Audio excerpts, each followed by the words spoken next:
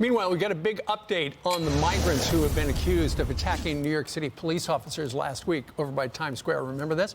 Well, sources tell Fox News that several of those people in these images have been apprehended, apparently in Phoenix. Unbelievable. Plus, another group of migrants have been arrested for allegedly dragging a woman down a New York City street as they stole her purse. Madeleine Rivera joins us right now with the latest developments. Update us, won't you?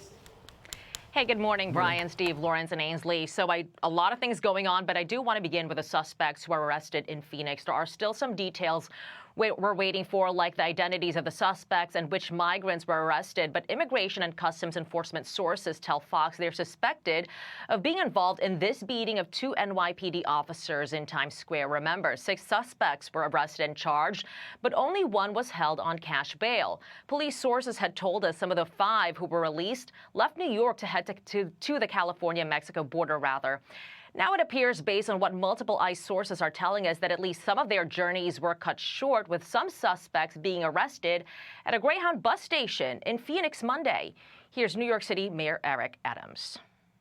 While these 5 individuals are migrants, I want to reiterate the overwhelming number of 170+ thousand migrants and asylum seekers are attempting to continue their next leg of their journey of pursuing the American dream. The NYPD separately also arresting 7 migrants in an early morning raid in the Bronx Monday, whom officers say were behind a robbery ring in the city. Investigators say the suspects would ride up behind victims on stolen mopeds, mostly women walking alone, and snatch their phones and purses. The NYPD telling Fox New Yorkers and tourists must stay vigilant. Wave of migrant crime has washed over our city. They're essentially ghost criminals. No criminal history, no photos, no cell phone, no social media. Sometimes we're even unclear on a name or a date of birth. And on top of that, these operations are extremely sophisticated. They intentionally try to evade the police. Going back to the assault of the 2 NYPD officers, Manhattan District Attorney Alvin Bragg is expected to present evidence to a grand jury today. Steve, Ryan, Lawrence, and Ainsley. Right. See what happens. Yeah, it's amazing. Thanks, Madeleine. Amazing how interested he is right now. Yeah. Okay, hey, let me play some evidence there, because they got out with no bail.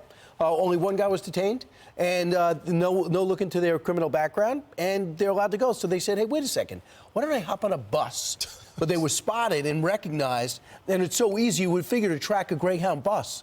Because Greyhound could track the bus, we can track the bus. Right. So they figured out a way to track them down and then arrest them, but ICE is kept from them. So in New York, but not in Phoenix. Yeah, apparently they used phony names, but the church charity that carted them to Phoenix apparently accepted. And they got phony IDs too. Yeah, as you look at those guys who are being held there, you know, Chicago's having a big problem as well, and you were just out there taking a look at it. So yesterday, the new mayor, who's been in the office since May of last year, remember, he replaced Lori Lightfoot as mayor of Chicago. He was supposed to go down to the border and see for himself in October, but he canceled and he sent a deputy mayor. Well, he was asked yesterday by another reporter, hey, when are you going to go? And listen to what he had to say to that reporter about why the mayor is not going. He's got a really good reason. Listen. Do you understand that you have not had a mayor like me? I get that. I have a wife, I have children, they have schedules.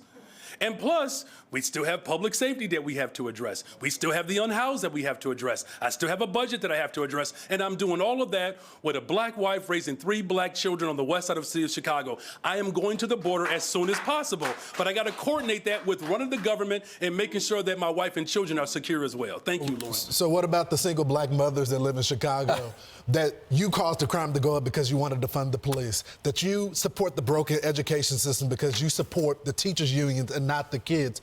He tried to use his race as a shield in that segment, but the problem still exists, and they're affecting everyone. And they don't have, some of those kids don't have dads in their life to deal with those issues. Mom's holding down 2 jobs, Look, can't afford daycare. We all have kids. We all have busy schedules. Yeah. But if you're going to run for mayor, you got to do the job.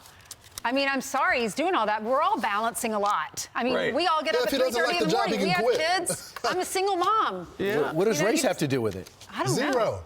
Zero. It was to disarm the reporter, and as you can see, it worked because they backed off. But the bottom line is, just got back from Chicago.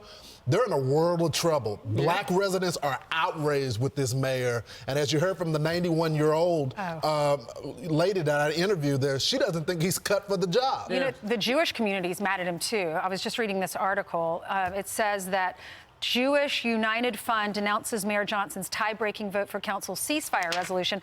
Apparently, some of Chicago's Jewish leaders took out a full-page ad in Sunday's newspaper strongly denouncing how he's handled the Gaza ceasefire resolution. Well, you know, here's the problem for the people of Chicago. He's going to have 3 kids for years. So it's like every time he doesn't do something, he's got a built-in excuse. Sorry, I have kids. I got 3 kids. I've Sorry. heard a lot of excuses from politicians, but that tops it right there. It was so What would easy. happen if we We're used that having a excuse? picnic. I can't go. You have kids, you have grandkids, you I still got got to 3 work. kids. Well, de Blasio had it easy because he knew where his kids were. They were protesting against him and against the cops, so they would always be at the riot. exactly right. So I know where the kids are, honey. Just go find the latest riot Well, or he let's paid his sit wife, in. too, so he knew where she was. Oh, and well. they're Thrive. That's exactly yeah, right. It cost $4 billion. It was a family business. Right, and now they're living apart together. I'm Steve Ducey. I'm Brian Kilmeade. And I'm Ainsley Earhart. And click here to subscribe to the Fox News YouTube page to catch our hottest interviews and most compelling analysis.